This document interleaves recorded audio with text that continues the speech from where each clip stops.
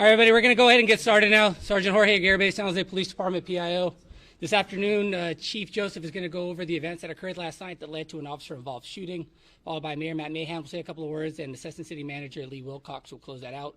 I ask that you hold all of your questions to the end of the press conference where Chief Joseph will come back up and answer all of those questions. You will see a couple images up on the screen. Don't worry about that. We will send it to the news desk at the end of the press conference, so you don't need to get any photos of it. Just ask your questions here, and if you have any follow-ups, you can always email SJPD Media Relations. And if everybody's ready, we'll go ahead and get started. Chief Joseph.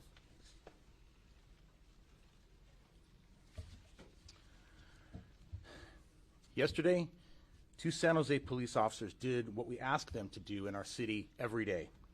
They responded to a common and seemingly ordinary call of a disturbance at a hotel. They received relatively few details being relayed from a third person that someone needed help. In this case, a mother and children were sheltering on the other side of a thin motel door from a known man who had recently committed violence on them. Like countless times before, our officers responded and placed themselves in between vulnerable people and a violent individual. In this case, moments after contacting this individual, he produced a handgun, opened fire, and nearly succeeded in killing 2 officers. Both were hit by gunfire, and one of those officers remains in the hospital in stable but critical condition. Only by the grace of God are we fortunate enough that those officers remain with us, alive, today. This investigation is still underway, and the interviewing of witnesses and the collecting of evidence is still in progress. At the same time, we're also caring for 2 wounded officers who were shot by a convicted felon with a gun he never should have had. It's hard to describe all the emotions following the near loss of 2 members of our police family. Brave and courageous officers who fought for their lives and the lives of strangers. As we actively investigate this incident, some details may change as the investigation proceeds. What we are able to tell you now is the following. Last night at approximately 10:31 p.m., officers responded to a call of a disturbance at a hotel located in the 6100 block of San Ignacio Avenue. The front desk clerk called on behalf of a female guest who stated a known male suspect was knocking at her door. Earlier that evening, the same guest reported that a male she believed she had a restraining order against was en route to her location. Responding officers arrived at the 3-story hotel and made their way to the guest room located on the 3rd floor. When they arrived, they located a male matching the suspect's description, walking away from the room. Officers asked the male to stand by while they investigated this incident. The male suspect was holding a duffel bag.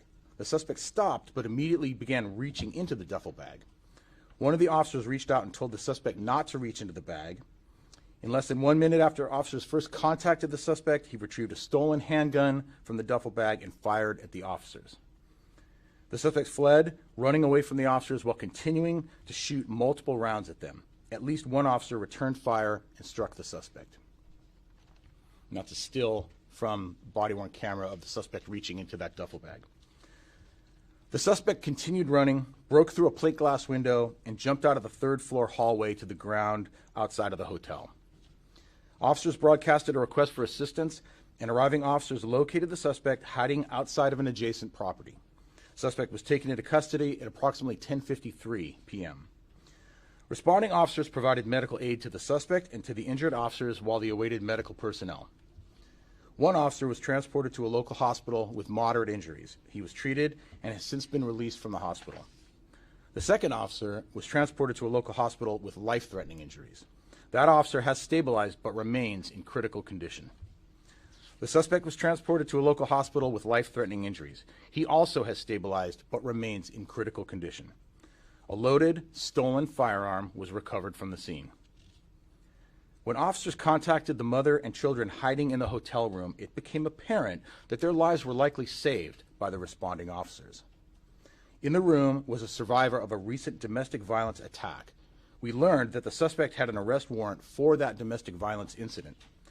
Also hiding in the motel room were 3 children, ages 8, 10, and 15. I think the motives of a felon and abuser bringing a stolen gun to confront a brave survivor and children sheltering in a motel room are self-evident.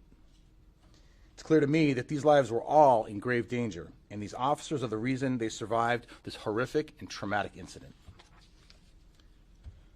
Suspect Kevin Briones is 33 years old. He has an extensive criminal history with convictions that prohibit him from owning firearms. Suspect is also on active felony probation out of Santa Clara County and who had 2 felony warrants for his arrest. The first male victim officer has 1 year of experience as a police officer. The second male officer has 3.5 years of experience as a police officer. Both officers are CIT trained and had their body-worn cameras activated at the time of the incident. This is San Jose PD's second officer-involved shooting of 2024. What unfolded last night was an intersection of at least 3 epidemics that demand outrage and action. In the last 15 months, our department alone has had 12 officers shot at, with 5 of those officers being struck by gunfire. The increases in violent attacks on officers around the country and here in our own city is unacceptable. Every day, brave survivors of domestic violence are vulnerable to offenders who relentlessly pursue them. I cannot express enough how critical wraparound and long-term support is for survivors in fighting the epidemic of violence against women and children. Support for the organizations and partners doing this work is critical. Illegally possessed guns continue to proliferate our streets and place our community and officers in danger. Our department has continued to make reducing the number of illegally possessed firearms a priority.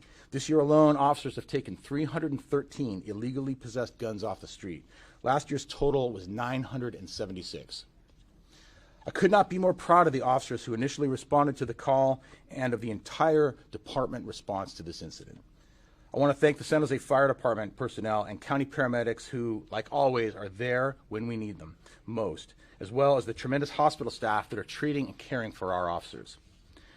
Today I am thankful our officers survived a gun battle with a very bad individual and for them stepping into the line of fire to ensure the safety of a mother and her children. I know that I could easily be here delivering very different news today.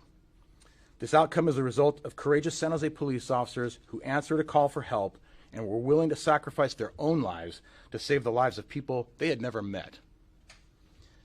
I ask that you keep our injured officers and their families in your prayers as they recover. These injuries and trauma will have lifelong impacts.